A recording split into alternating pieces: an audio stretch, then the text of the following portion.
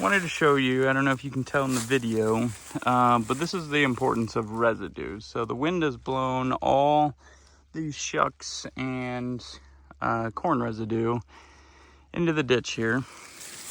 But if you dig down, we haven't gotten much moisture, and I get the pivot probably waters a little bit over here, but look how wet that is. And that's why you want that soil covered, because everything on top, I mean, look how dry it is. So just imagine if the soil's not covered. I mean, the soil's obviously going to be extremely dry. So that's the importance of, I mean, living roots is obviously going to take a little bit of moisture, but the more residue, I mean, even just simply having a cover crop crimped over, when you do get rain, the soil and the ground will hold that moisture, and that's why you don't want a brown field. So you want a green field, whether that be crimped over or whatever, or you just want residue of some sort out there. You never want to expose that dirt, because otherwise it's going to dry out. And then also, not only drying out, but direct sunlight leads to weeds. And if you can get a cover crop or some sort of residue to cover that soil, then that suppresses the weeds, and then you're less likely to have weeds. So while I'm chopping trees out here, just a little observation. Hey guys, here we are today cleaning up these trees back at Hesterworth. We're just wiping them all out. So these are all gonna go. Already almost a full trailer, and I'm trying to pack it down as much as I can. We had to crush it down. It was getting too high. Should have thought of that last time. I didn't, but I mean, it's literally like a third of the height it was, if not less. So that way we can fit more on. But it's been a chore. Still got quite a bit to go down there, but we'll see if we get it all on. We'll just keep packing it and keep chopping it. Challenge I'm dealing with right now is the chainsaw blade seems to be a bit dull. So I don't know if I gotta quit here and then just go pick up some of these scraps and then just call it another load for the day, or what I'm gonna do yet. Yep, I'm going to make the executive decision, which we are in no rush, but we just want all of this out by harvest, which is until September at the earliest, October. Anyway, if you look here, right there, the chainsaw blade, all it wants to do now is burn through the wood. So that's not good for the blade. That's obviously not good for my time. That's not efficient at all. So what we're gonna do, we got various piles from last time when I was here. We're just gonna load up the trailer, strap it down. We are fully loaded. You know what? Kind of disappointed with myself. Last time I was here, which check this out, completely cleared out. So if you remember from the previous video, there's the neighbor's fence, but this was all full. But anyway, disappointed with myself because last time I just kind of threw them on top and let them mound up, and then eventually, once it got full enough, I just strapped them down and called it good because they were so bouncy. I don't know why I didn't think of getting up there, stomping them down, doing what I can to break them. That's what I did this time. Pretty sure this load looks smaller, but probably is nearly twice as heavy or full. I guess that's how you learn. So another load though, we got to go sharpen that blade on the chainsaw. I got to learn how to do that from Kenny. It's his chainsaw. So I'll learn how to do that, and then we'll come back another time, finish it all up. Hopefully only one more load, but I guess we'll see. So let's get headed back to the shop, get unloaded.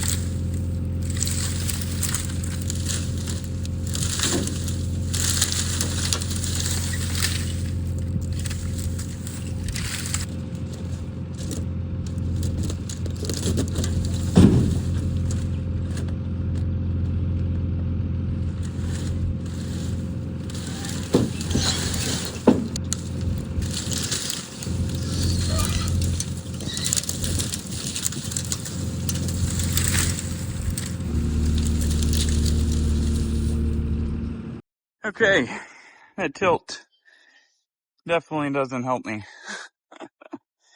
especially when it's packed in there. But we got her. Be nice to figure out a different solution. Maybe tie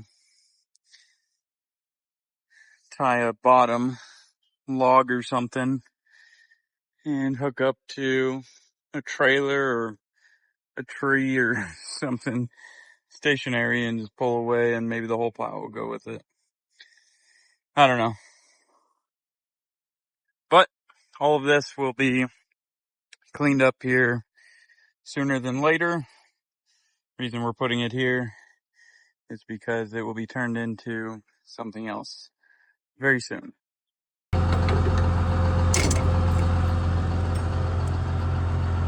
We are now done with that. There goes Kenny and his sprayer trailer. We are going to take the payloader, and there was a well that got replaced, upgraded. I forget what we're picking up. I forget the term. But long story short, it's heavy. There's two pieces. I tried lifting them this morning, and I think I can get one. The other one might need the chain. If I had Bruce's Farm Boy strength, I'd probably be able to do it. But I'm developing Farm Boy strength.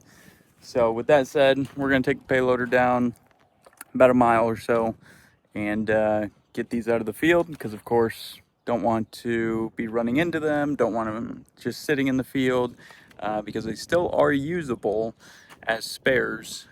It was just Bruce decided to upgrade what was already there. So let's get in the payloader and head down.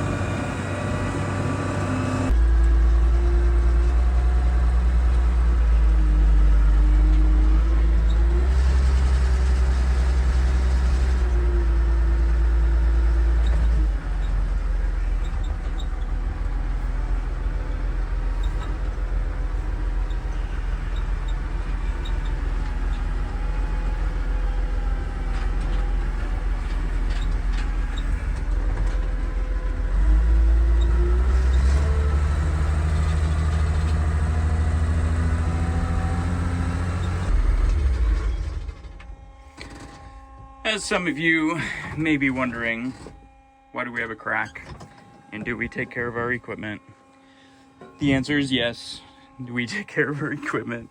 The thing with a machine like this is it goes through a beating.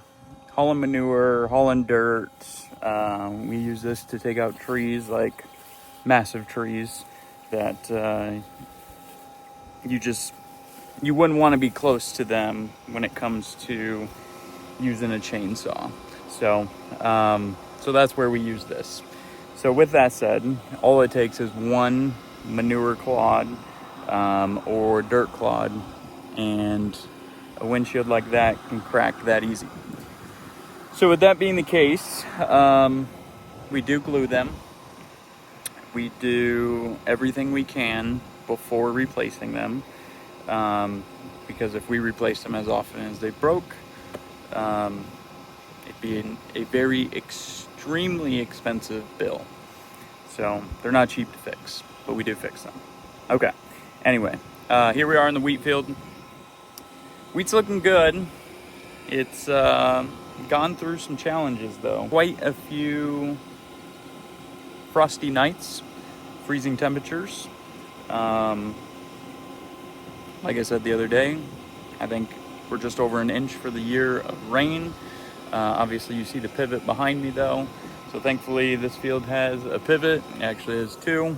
There's one over here in the distance. So yeah, the wheat looks good for everything it's gone through. But here's what we're picking up. These two massive things. So they were here. Now they're there. So the difference is the old one used to be belt drive. I think that's what it's called. And the new one is not belt drive. So I don't know the technical terms. I'm still learning. But these things are heavy. So we're going to do what we can to pick them up and load them into the bucket.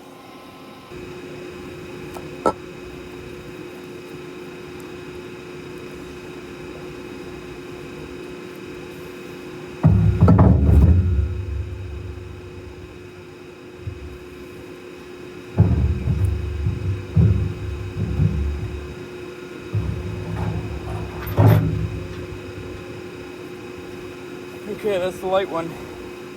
Okay, I was able to inch it forward by sliding the bottom two blue pieces. And so we're just gonna have to sacrifice some wheat here, and we'll get as close as we can since it's right up there. Lower the blade down or the bucket down and see if we can slide it into there. I don't really see, just feel like if I picked it up with the chain, it wouldn't really help me any, because all I would be doing is just moving it out of the wheat. So I think the best way is to just get as close as I can and shimmy it on in.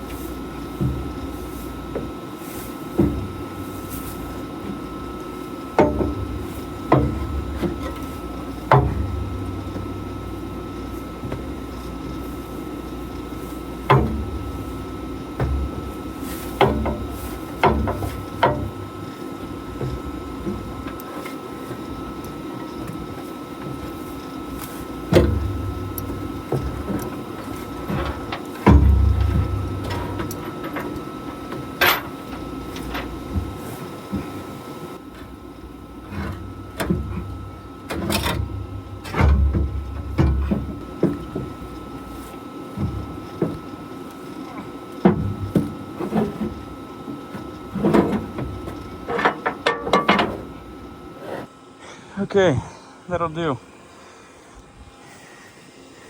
We'll just have to be slow, steady, cautious as we make our trek back. So I tell you what, I don't go to the gym regularly like I used to. I used to be a 6 days a week kind of guy. Farming, if you're doing quite the manual labor and you're not sitting in the equipment a ton and you're smart with your eating, I mean, there's no reason you need to have a gym. We don't have a gym yet. I would like one again. But yeah, I mean, we think of our ancestors. I mean, gyms were created because people started moving to the city back whenever that was. And so hauling water and tilling the garden or hoeing the garden and working in the garden and homesteading and all that back in the day no longer was a thing once people started moving to the city, so then gyms were created. So, but if you're farming, as long as you eat right, I don't think you need a gym. So I got to remember and remind myself to use my legs and don't use my back, and to use machines if it's way too heavy, so on and so forth. So just a thought as we're cruising back.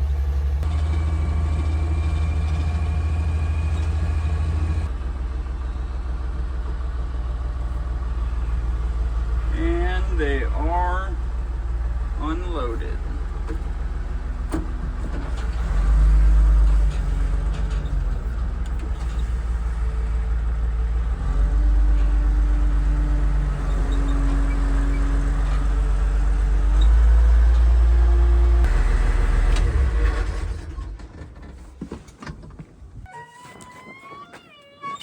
And to wrap up the day, we are headed to check goats and Mr. Yeti Boy. It's been a warm one today, so they have probably been sunning themselves and drinking lots and lots of water.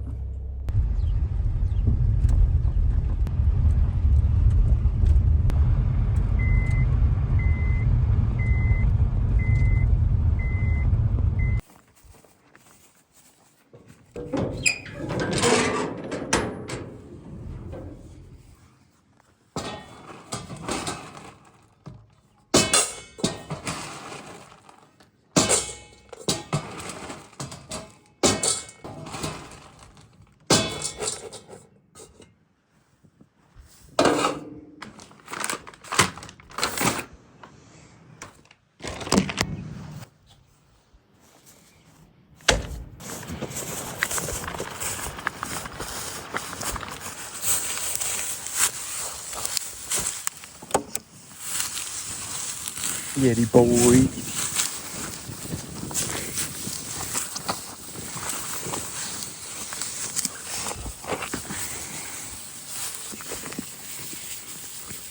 Did you have a good day? Yeah?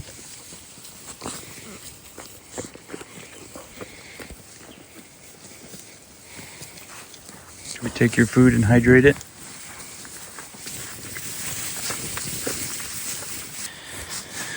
Looks like they're pretty low on water.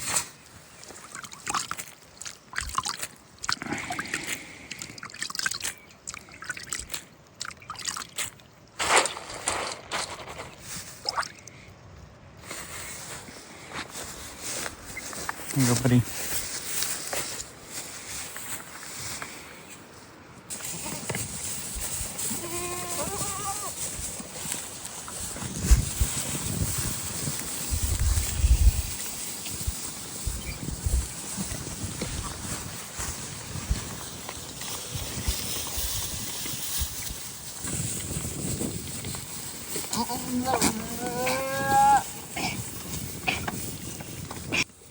Good boy, buddy.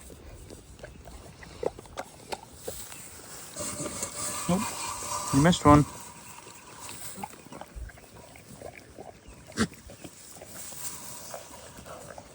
Good boy.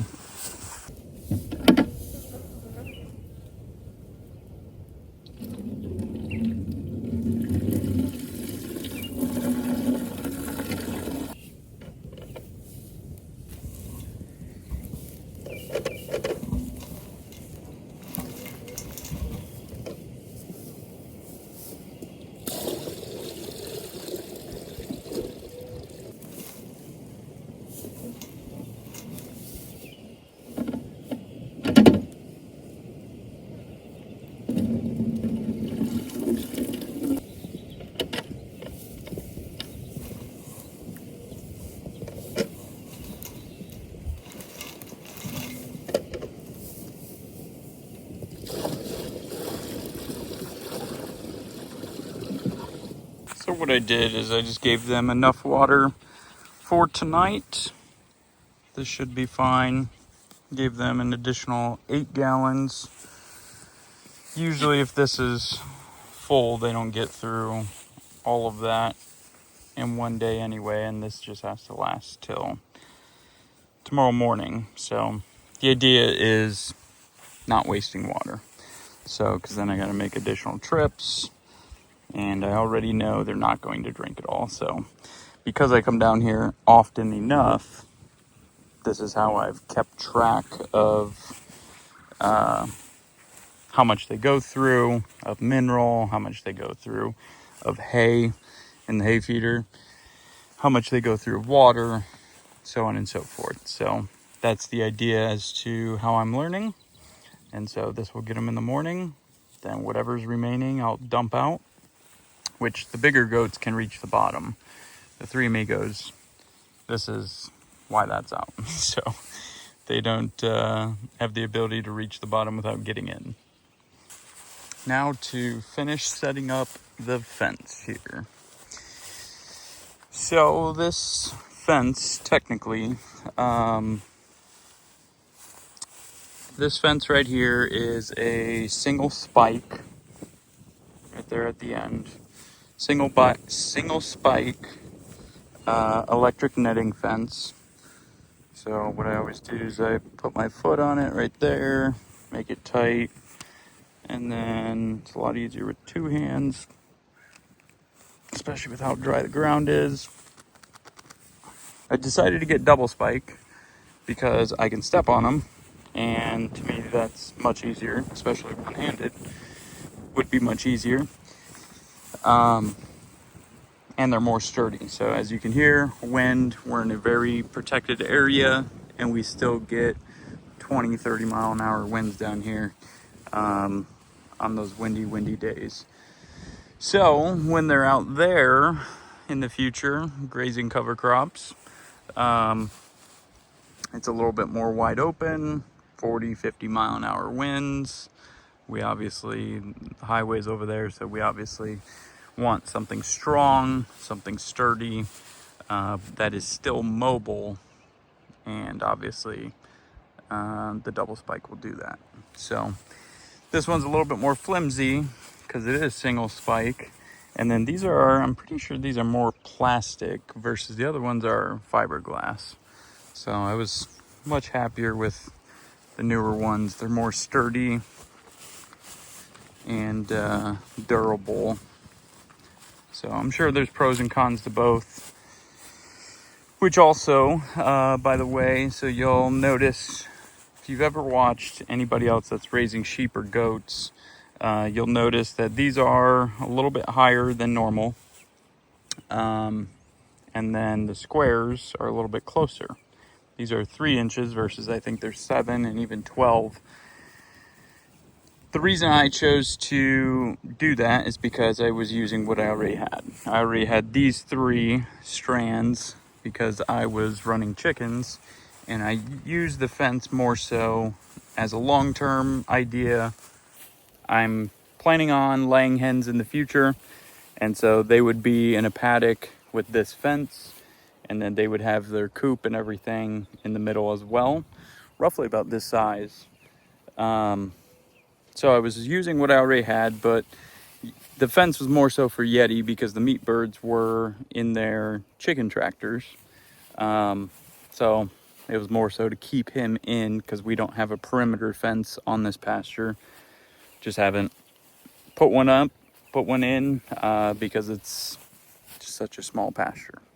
So with that said, I had the fence already, got the 3 amigos. There's Oreo. And even they were trying to get out of this fence. And it's only 3-inch squares. And I was like, okay, 3-inch squares, they're already sticking their heads through. I'm planning on now getting these Kiko goats, these meat goats, and they're going to be breeding stock. So now we're going to have kids, which when the goats kid, I mean, they'll obviously be a little bit smaller than that. much smaller than that at birth, but then of course they'll grow into that size and then surpass that size. And I was like, I just want something universal. I want something to where if a kid goes to test the fence makes them find out to respect it real quick. And so I chose to stick with the 3-inch squares. It's technically for chickens, but the bigger squares, I just saw, personally, I just saw kids getting out the Nigerian dwarf goats, getting out 3 amigos, etc. So that's my thought process. Comparison-wise, cost-wise, it's very... I can get 164 feet of this for roughly about $200 or so a strand. Whereas I don't even think this sheep or goat one goes to 164. And I think it's similar to like $200 or something too. I could be wrong. I don't remember the numbers off the top of my head, but I know I ran the numbers and it was actually cheaper to get this per foot than it was to get the sheep and goat one per foot. And I was much more happy with this purchase. So I haven't tried the other one, but just based on my research. So that is the thought process. But I need to finish setting up this fence because we're moving them in the morning. So we're going to finish that and make another round and call it a night. Okay, we are ready to go for tomorrow and another 4 days. I'm going to pull these out. I'm going to have to pull them out in the morning anyway to get through with the truck. Hopefully I can get rid of that trailer here soon. Hopefully the new shelter will be here. Maybe even this weekend. We'll see. We are good to go. We'll have access to a nice little wooded area again. And that's what I'm trying to do. I'm trying to give them woody plants constantly. They don't mind the grass. I mean, obviously, if you look at their current paddock, you can tell they do not mind it at all. So I'm just trying to give them diversity. They like to climb on things. They like to jump on things. They like to do what they do for being goats. So these next few paddocks, as we work toward that tree line, I'm just trying to include any wooded areas I can. They can also help me clean some of that up because we're going to be cleaning this up through the year, the winter. We got a lot of cleanup to do. So there's just decades worth of sticks and logs and rotted stuff out and all sorts of stuff. So I plan to clean it all up, which is also going to make my life a whole lot easier when it comes to setting up this fence, because the less fortunate thing about this fence is it likes to get caught on anything and everything. So it is what it is. So it's just part of the process, part of rotating them, moving them every 4 days. So, but this is very scalable. Yes, it is very, not very, but it can be very labor intensive. But I mean, if this is your farm, if this is all you do, like I want it to be, I want to have sheep, potentially sheep, I guess, goats, cattle, pigs, chickens, meat birds, and laying hens. I want to diversify the ecosystem. I want to integrate plants and animals together when it comes to crops, when it comes to pasture. Just do what God really designed things to do. He developed all these creatures to play a specific role. There will be plants that goats will eat that cattle will not touch. There will be things that pigs can do, such as natural tillers, that goats, cattle, sheep, chickens cannot do. Chickens will eat ticks and bugs and all sorts of different insects that these guys won't eat. So it's like you put them all together, and you don't need synthetic fertilizer because of their manure. You don't need chemicals because these guys will do the dirty work. And then also, you attract wildlife, the right kind of wildlife. Birds play a tremendous part. So you give them a place to live, a place to perch, a place to do what they do as birds and different kinds of birds. You give them food to eat, which, well, there's manure, and flies will be laying eggs and all sorts of stuff in the manure, and obviously it just attracts more.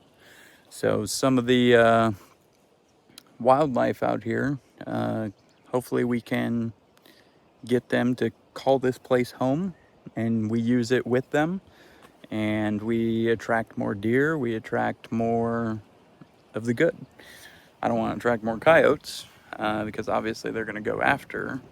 But then again, are coyotes really going to be that predator that goes after my livestock if there's enough other food, low-hanging fruit available for them? That's the balance. So I know I kind of went off on a tangent, but that's what we're trying to do. We're trying to balance out this ecosystem. We're trying to integrate plants and animals. We don't want monocrop animals. We don't want monocrop grasses. And that's for how Kate and I are doing things and the direction that we want to go.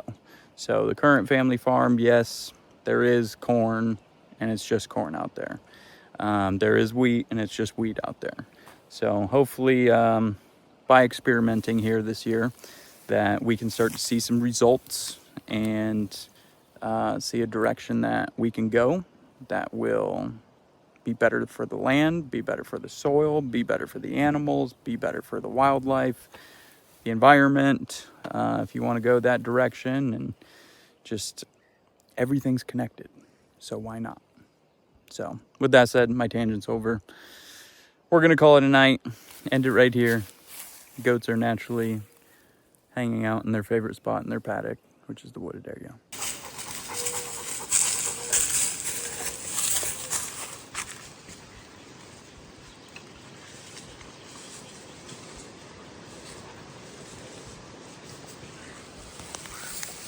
Yeti.